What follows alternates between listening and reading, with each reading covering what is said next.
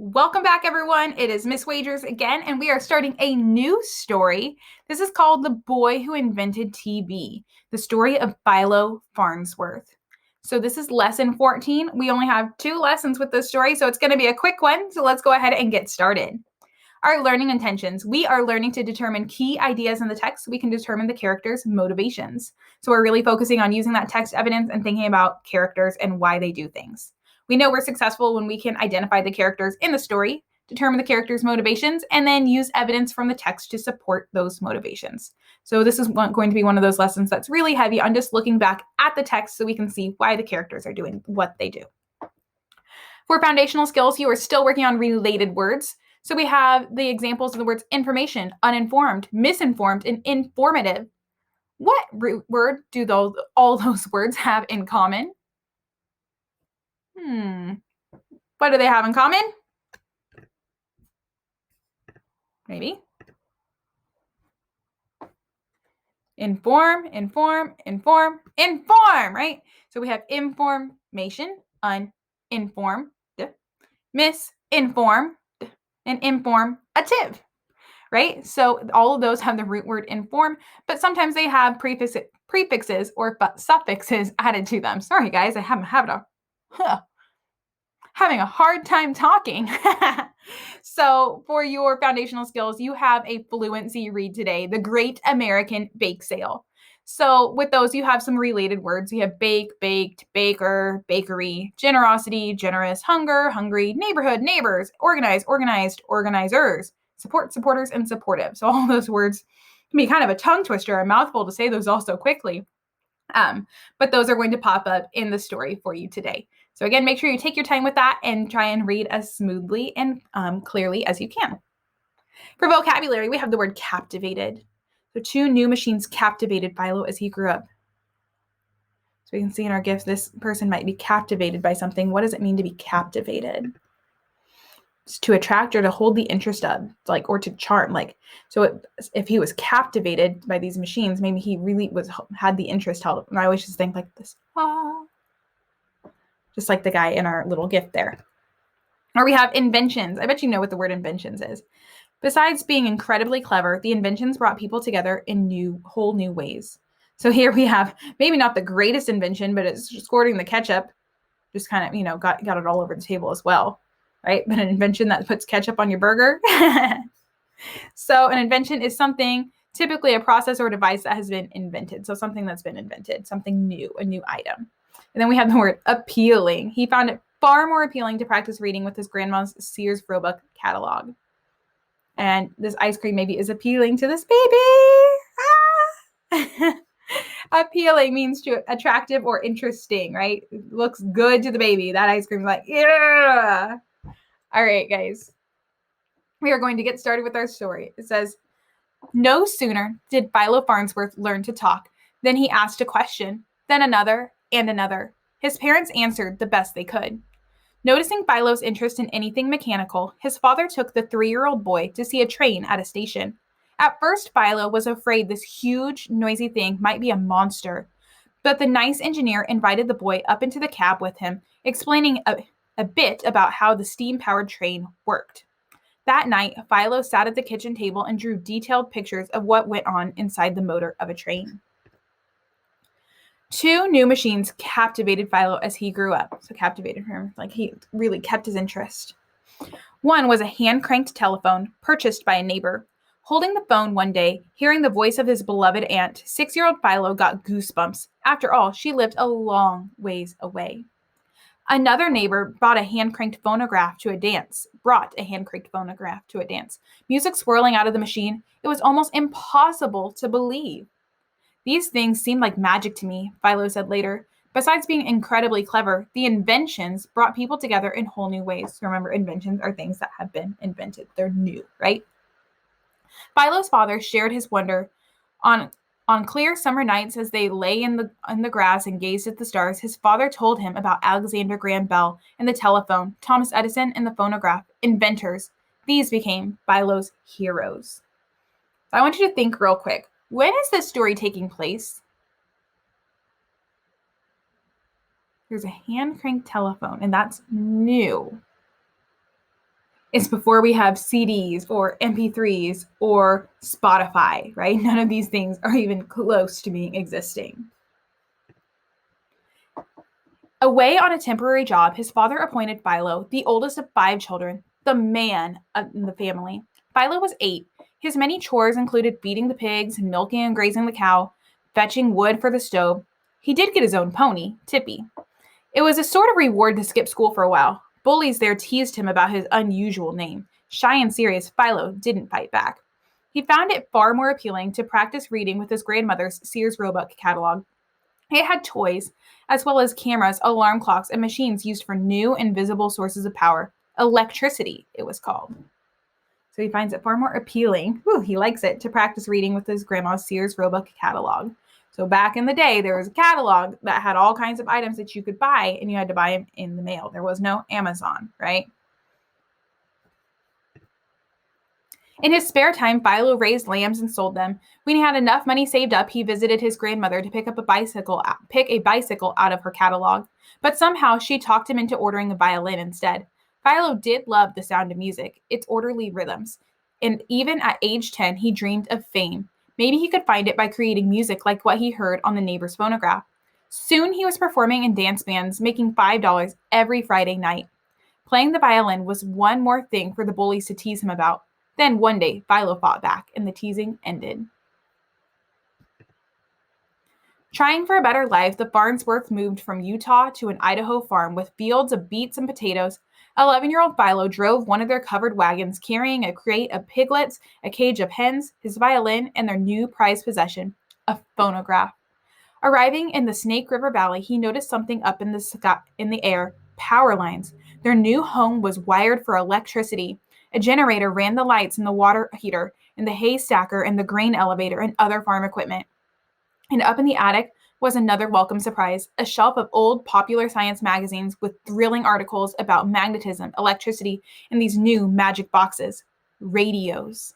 Philo promptly claimed this as his bedroom. His chores began before dawn, but he trained himself to wake up an hour early so he could switch on the light and read in bed.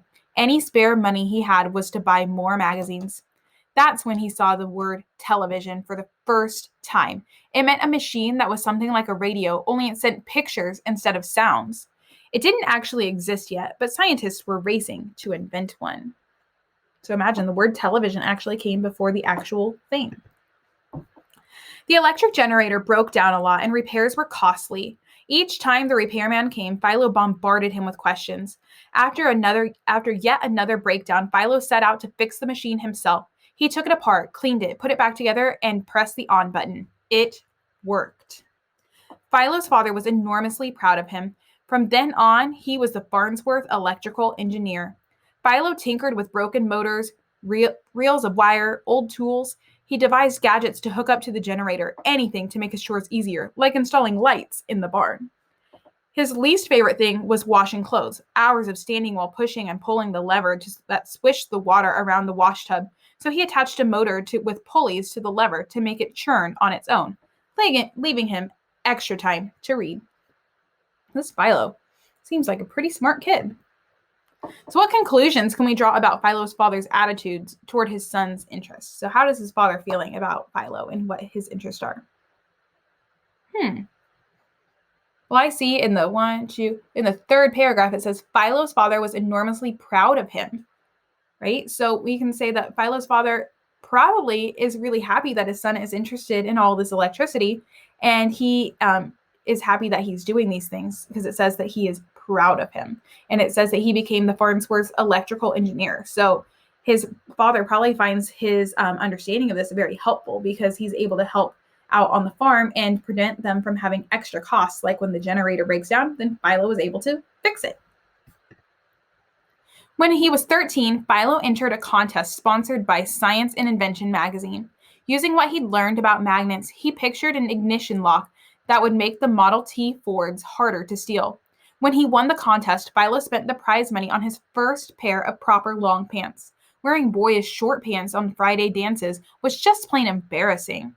Philo went on investigating television. An article called Pictures That Fly Through the Air stimulated him. Scientists were having no luck So far, their ideas resulted in crude mechanical devices that used whirling discs and mirrors. Philo doubted any disc could whirl fast enough to work.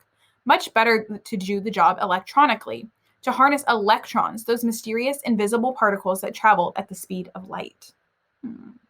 So he's still thinking about that television. They've been unable to invent it so far. So how would we summarize the way that Philo learns? Let's think. What are some things that he does to learn? Did you say he reads? He reads. Reading is important. That will help make you smarter. So he reads a lot. What else does he do? He draws. He draws out his ideas. Okay, so that can be helpful too, to visualize his ideas. And what else? He tries it. He works these out hands-on sometimes. Like when he put the lever on the generator to do the wash tub, like he actually tried these things, or he tried fixing the generator on his own and it worked. Oh, did we say one other thing? I just thought of one more thing, guys. How did he learn how to fix the generator? Well, when the repairman came, what did it say he did?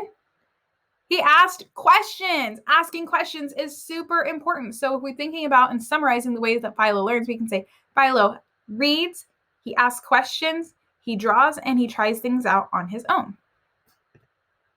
So let's think about his motivation today. Authors of narrative informational text often give details that help the readers understand the reason or motivation for a character's thoughts or actions. Details can include the person's background, their desires, their feelings, their actions, or reactions to events.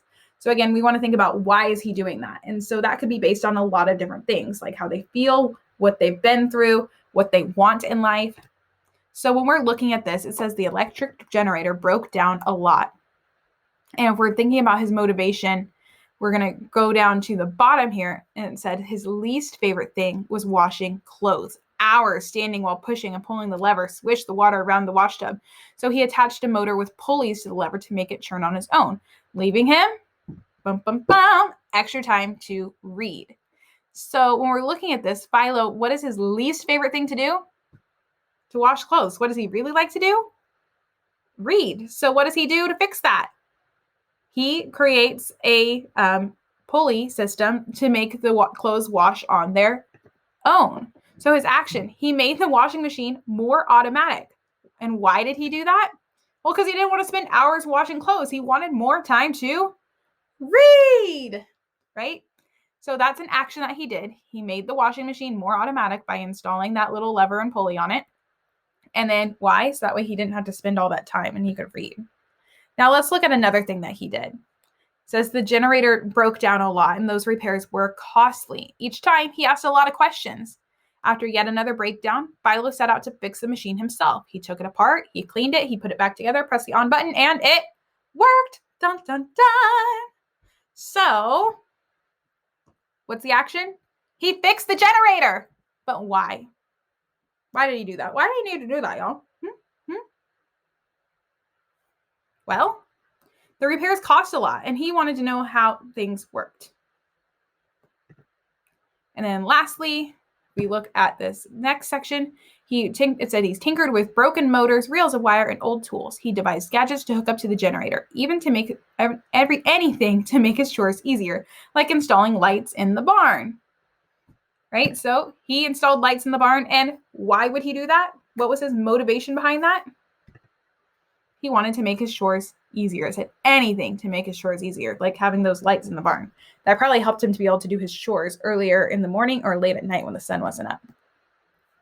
So that is all for today. We're going to get back to our learning intentions. We were learning to determine the key ideas in the text. That way we could determine the characters' motivations. We knew we were successful when we could identify the characters in the story. So let's just double check. Who was our character?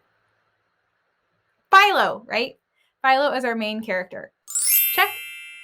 Determine the character's motivations. So we talked about why Philo did the washing machine or learned how to fix the generator, those things. Check. And then use evidence from the text to support those. So we did that as well, and I highlighted those spots in the text for you. All right. Check. For your reading response, your question is, how did Philo learn more than his parents could teach him about electricity? Use details and examples from the text to support your answer. All right. That is all for today. I hope you have a wonderful day. Be kind to one another. Do all of your work. Keep going, y'all. You are almost there. And I will see you guys next time. Bye.